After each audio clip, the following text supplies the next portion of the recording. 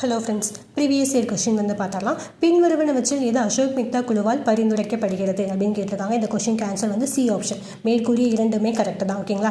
என்னன்னா மாவட்ட ஆட்சியரின் வளர்ச்சி பங்கை குறைத்தல். ஓகேங்களா? மாவட்ட ஆட்சியரோட கொஞ்சம் ஒர்க்கை குறைச்சிட்டு அவங்களுடைய ஒர்க்கை யாருக்கு மாற்றிருப்பாங்கன்னா பஞ்சாயத்து ராஜுக்கு ஒரு முக்கிய பங்கை ஒதுக்குதல். ஓகேங்களா? இது ரெண்டுமே கரெக்டு. அசோக் மிக்தா கமிட்டி தான் ரெண்டுமே ரெக்கமெண்ட் பண்ணியிருப்பாங்க.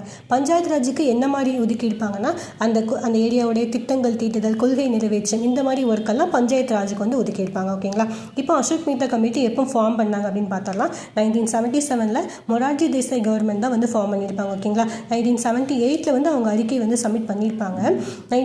மொரார்ஜி தேசாய் கவர்மெண்ட் வந்து ஒரு பிஜேபி கவர்மெண்ட் வந்து ஃபார்ம் பண்ணியிருப்பாங்க. ஓகேங்களா? 1957 வந்துட்டு பல்வந்த் ராய் மிக்தா கமிட்டி வந்து ஃபார்ம் பண்ணியிருப்பாங்க. இவங்க தான் ஃபர்ஸ்ட் பஞ்சாயத்து ராஜ் வந்து ஃபார்ம் பண்ண கமிட்டி. ஓகேங்களா?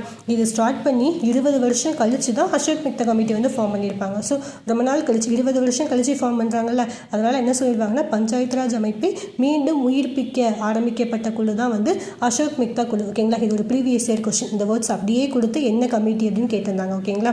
அதுக்கடுத்து இவங்க ரெக்கமெண்டேஷன், அசோக் மிக்தா கமிட்டி எத்தனை ரெக்கமெண்டேஷன் கொடுத்தாங்கன்னா 132 ரெக்கமெண்டேஷன்ஸ் கொடுத்துருப்பாங்க. ஓகேங்களா? ஆனால் இது எதையுமே வந்து இம்ப்ளிமெண்ட் பண்ணியிருக்க மாட்டாங்க. ஓகேங்களா? அதுக்கடுத்து பஞ்சாயத்து ராஜில் இன்னும் 2 கமிட்டிஸ் வந்து என்னென்னா 1985 ஜிவிகே ராவ் குழு, அதுக்கடுத்து 1986 வந்து எல்எம் சிங்வி கமிட்டி வந்து ஃபார்ம் பண்ணிடுவாங்க.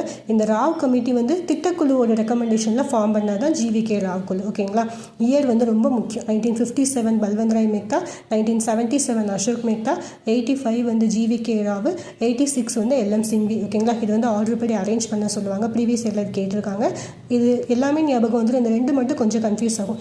86 ஓகேங்களா லாஸ்ட்டு வருவாங்க, சிங்கி அடிக்கணும் அப்படின்னு ஞாபகம் வச்சுக்கோங்க. 1986 எல்எம் சிங்வி. ஓகேங்களா?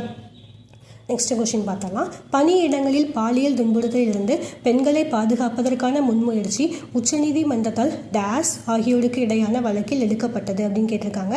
ஆன்சர் வந்து A option, Vishaka versus Rajasthan மாநிலம். ஓகேங்களா? எந்த இயர் வந்து இந்த கேஸ் நடந்திருக்குன்னா 1997 வந்து நடந்திருக்கும். ஓகேங்களா? இது கீழே தான் விசாகா கமிட்டி வந்து ஃபார்ம் பண்ணியிருப்பாங்க.